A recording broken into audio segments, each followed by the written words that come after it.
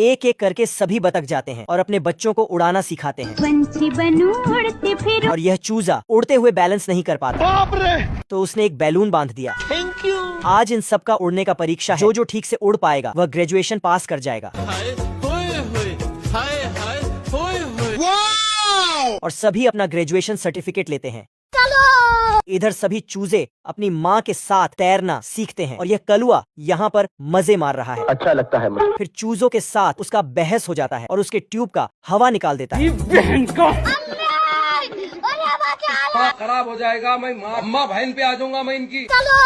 सभी बतख वहाँ से उड़ के जाने लगते हैं और कलुआ उनके पीछे जाने की कोशिश करता है। यहाँ पे क्या हो रहा है? लेकिन साले ने तो उड़ना सीखा ही नहीं। ठंडी पड़ जाती है और कलुआ इस तूफान में अकेला फंस जाता है। फिर सुबह में अंबानी की तरफ से उसके लिए एक चिट्ठी आता है। अंबानी उसके लिए प्राइवेट जेट भेजता है और उसे अपनी बेटी की शादी में बुलाता है। पानी नहीं मिलता, सारी रात पानी के लिए परेशान। बतख इसे पानी समझकर कूद जाता है।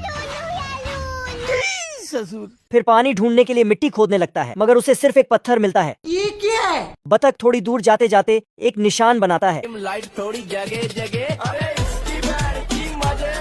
लेकिन एक निशान हिलने लगता है। फिर वहाँ से चूहा निकाल आता है और बंदूक दिखाते ही उसका पत्थर वापस कर देता है। बच गया साला। लेकिन वह पानी के लिए इतना तड़प रहा होता है कि पगलाने लगता है। आप कौन? कहाँ लगाया फोन? आपका क्या नाम है? हमसे क्या काम है? चूहा उसके लिए पानी लेकर आता है थैंक यू। और उसका पत्थर लेकर जाने लगता है। ये क्या हो गया?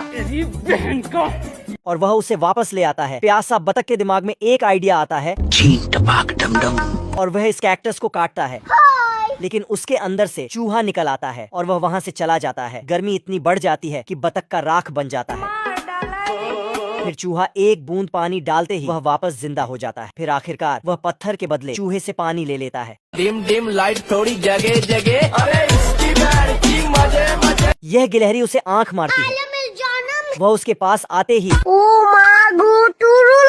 बदबू से वह भाग जाता है। कलुआ दुखी हो जाता है महेश दल्ले बेड़ा दल्ले बेनी बाप मेरा। और दूसरे गिलहरी के पास जाता है और वह भी उसके बदबू सूंघ कर भाग जाता है। फिर लव गुरु उसे एडवाइस देने आता है, बाप रे! मगर उसके बदबू से मार्क्स पहन लेता है रोम रोम भाइयों। और उसे एक किताब देता है। कलुआ किताब पढ़कर फिर से उसे पटाने जाता है। मैंने उसे इतना देखा। और गलती से इस उल्लू को चूम लेता है और वह बेहोश हो जाता है। वह इस बार सज धज के जाता है, लेकिन वह उसके सर में मटका फोड़ देता है। यह खरगोश कलुआ से प्यार कर बैठता है, लेकिन इसकी बदबू सूंघकर उसे डस्टबिन में फेंक कर रफ्फू चक्कर हो जाता है। कलुआ सूट बूट पहनकर स्टेज पर गाना शुरू करता है और सारे लड़कियां उसका गाना सुनकर उसके प्यार में पागल हो जाती है। लेकिन जब वह लोग उसके पास आता है, उसके बदबू से सभी भाग जाते हैं।